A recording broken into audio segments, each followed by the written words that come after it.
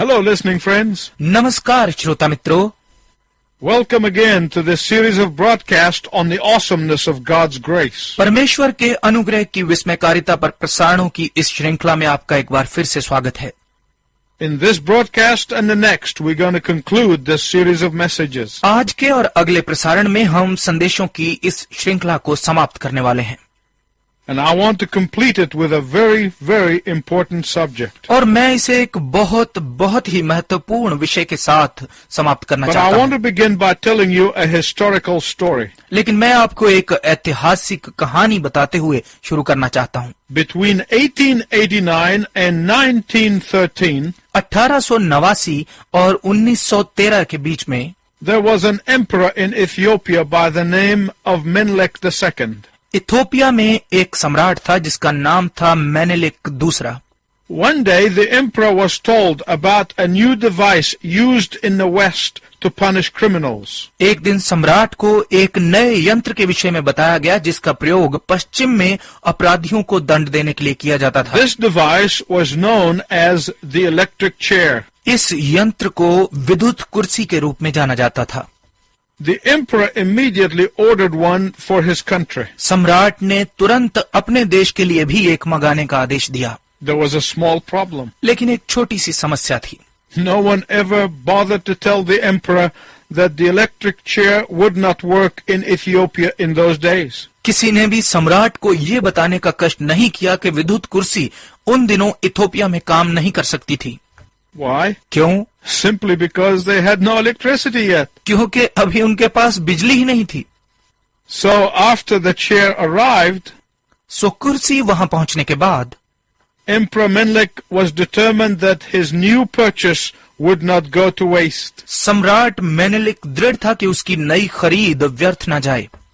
So he converted the electric chair into a throne for the emperor, सो उसने विद्युत कुर्सी को सम्राट के सिंहासन में बदल दिया, thus converting the instrument of torture and death to the throne of a king. उस यातना और मृत्यु के यंत्र को इस प्रकार राजा के सिंहासन में बदल दिया। Today, as we draw to the end of the series on the awesomeness of God, आज जबकि हम परमेश्वर की विस्मयकारिता के विषय की श्रृंखला के समापन पर आ चुके हैं, I want to tell you about another throne that was converted from a throne of judgment to a throne of grace. मैं आपको एक और सिंहासन के विषय में बताना चाहता हूं जो न्याय के सिंहासन से अनुग्रह के सिंहासन में बदल दिया गया। But this conversion was no accident. लेकिन ये बदलाव अप्रत्याशित ही नहीं हुआ। This conversion was not by mistake. ये बदलाव गलती से नहीं हुआ। This conversion was planned before the world began. इस बदलाव की योजना संसार शुरू होने से पहले ही बन चुकी थी। There is no denying that the vast majority of Christians develop a wonderful prayer life only when they are in trouble. इस बात से कोई इनकार नहीं है कि बड़ी संख्या में मसीही तभी एक आश्चर्यजनक प्रार्थना जीवन विकसित करते हैं जब वो समस्या में होते हैं। The vast majority of Christians become great prayer warriors only when they want something from God. बड़ी संख्या में मसीही तब एक महान प्रार्थना योद्धा बन जाते हैं जब उन्हें परमेश्वर से कुछ चाहिए होता है। If you don't believe me, visit any church in the world. यदि आपको मुझ पर विश्वास नहीं है तो संसार में किसी भी कलीसिया में चले जाइए And compare the attendance of their prayer meeting to that of their Sunday morning meeting. और प्रार्थना सभा की उपस्थिति की तुलना उनकी रविवार की आराधना सभा की उपस्थिति से कीजिए। You will discover across the board that far less people go to prayer meetings than to Sunday services. आप हर जगह यही पाएंगे कि प्रार्थना सभाओं में रविवार सभाओं से कहीं कम लोग जाते हैं। Or ask the average Christian, या एक औसत मसीही से पूछिए, how long do you spend in personal prayer time when everything is going well in your life? कि जब आपके जीवन में सब कुछ अच्छा चल रहा होता है तो उस समय आप व्यक्तिगत प्रार्थना में कितना समय बिताते हैं? You will be amazed with the answer. आप उत्तर सुनकर चकित हो जाएंगे। Why is that? ऐसा क्यों है? There are several reasons. इसके कई कारण हैं। One, पहला, the enemy of our souls knows that prayer is the source of our spiritual power and strength. हमारे प्राणों का शत्रु जानता है कि प्रार्थना हमारी आत्मिक शक्ति और बल का स्रोत है, And therefore Satan does all that is within his power to cut the source of our supply line. और इसलिए शैतान जो कुछ भी उसकी शक्ति में है उसका प्रयोग करता है कि वो हमारी पूर्ति रेखा के स्रोत को काट दे। 2. दूसरा, One of the most significant reasons for not praying when things are going well is the following. जब सब कुछ ठीक ठाक चल रहा हो तो प्रार्थना ना करने के सबसे महत्वपूर्ण कारणों में से एक है, We do not really comprehend the awesome privilege of praying. वास्तव में हम प्रार्थना करने के महान विशेषाधिकार को नहीं समझते। We do not understand the unbelievable provisions that God made possible for us in prayer. हम उन अविश्वसनीय प्रावधानों को नहीं समझते जो परमेश्वर ने प्रार्थना में हमारे लिए संभव बनाए। We do not understand the secret of power that God planned for us only in prayer. हम शक्ति के रहस्य को नहीं समझते जिसकी परमेश्वर ने केवल प्रार्थना में हमारे लिए योजना बनाई। We do not appreciate the power of connectedness with the Almighty in prayer. हम प्रार्थना में सर्वशक्तिमान के संबंध की शक्ति की सराहना नहीं करते।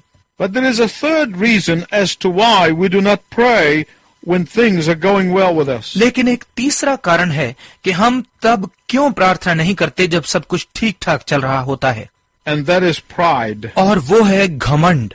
Our pride gets in the way. हमारा घमंड रास्ते में आ जाता है। Our pride tells us that we can solve any problem. हमारा घमंड हमसे कहता है कि हम हर समस्या का समाधान कर सकते हैं। Our pride tells us that all things could be achieved through hard work. हमारा घमंड हमसे कहता है कि सख्त मेहनत से सब कुछ प्राप्त किया जा सकता है। Our pride tells us that we can accomplish anything that we set our mind to. हमारा घमंड हमसे कहता है कि हम किसी भी काम को जिसे मन में ठान ले पूरा कर सकते हैं। Our pride tells us that if we spend enough time, energy, and use of logic, we can do anything. हमारा घमंड हमसे कहता है कि यदि हम पर्याप्त समय, शक्ति और तर्क शक्ति खर्च करें तो हम कुछ भी कर सकते हैं। Some Christians think the same way. कुछ मसीही भी ऐसा ही सोचते हैं। It is no wonder that we are in such a desperate spiritual trouble in the world. इसमें कोई आश्चर्य नहीं कि हम संसार में ऐसी निराशाजनक आत्मिक समस्या में हैं। To begin to comprehend the assurance of the grace of God in prayer, परमेश्वर के अनुग्रह के आश्वासन को प्रार्थना में समझना शुरू करने के लिए turn with me to Hebrews chapter 4 verse 16. मेरे साथ इब्रानियों 4 अध्याय के 16 पद पर आइए। Listen to what the scripture said. सुनिए वचन क्या कहता है। Let us then approach the throne of grace with confidence so that we may receive mercy and find grace to help us in our time of need. इसलिए आओ हम अनुग्रह के सिंहासन के निकट ह्याव बांध कर चलें कि हम पर दया हो और वो अनुग्रह पाएं जो आवश्यकता के समय हमारी सहायता करे। Hebrews chapter 4 verse 16 इब्रानियों 4 अध्याय का 16 पद is an invitation to all those who love Jesus to come and see the awesomeness of the power of His grace. एक निमंत्रण है उनके लिए जो यीशु को आते हुए और उसके अनुग्रह की शक्ति की विस्मयकारिता को देखना पसंद करते हैं। Hebrews 4:16 इब्रानियों 4 अध्याय का 16 पद is an invitation to come to the throne of grace. अनुग्रह के सिंहासन के पास आने का एक निमंत्रण है। In fact, to comprehend Hebrews 4:16, बल्कि इब्रानियों 4 अध्याय के 16 पद को समझने के लिए we need to read the entire chapter. हमें संपूर्ण अध्याय पढ़ने की आवश्यकता है। Let's read it. आइए इसे पढ़ें। इसलिए जबकि उसके विश्राम में प्रवेश करने की प्रतिज्ञा अब तक है, तो हमें डरना चाहिए।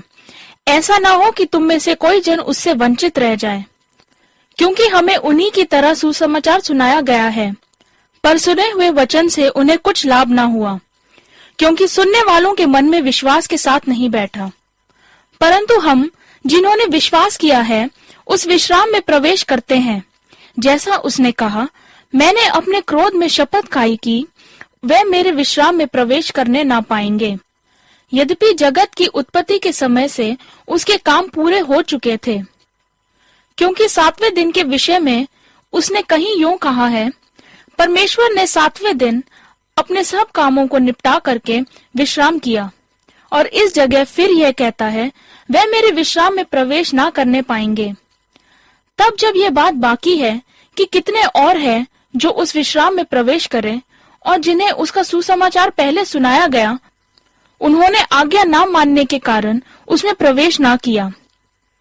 इसलिए वह किसी विशेष दिन को ठहराकर इतने दिन के बाद दाऊद की पुस्तक में उसे आज का दिन कहता है।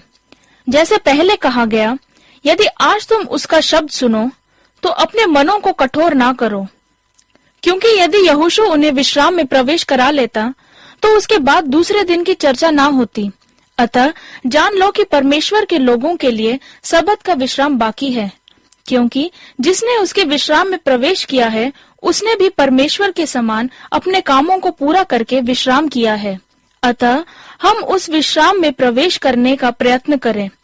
ऐसा ना हो कि कोई जन उनके समान आज्ञा ना मानकर गिर पड़े, क्योंकि परमेश्वर का वचन जीवित और प्रबल और हर एक दोधारी तलवार से भी बहुत चोखा है और प्राण और आत्मा को और गांठ गांठ और गूदे गूदे को अलग करके आर पार छेदता है और मन की भावनाओं और विचारों को जांचता है।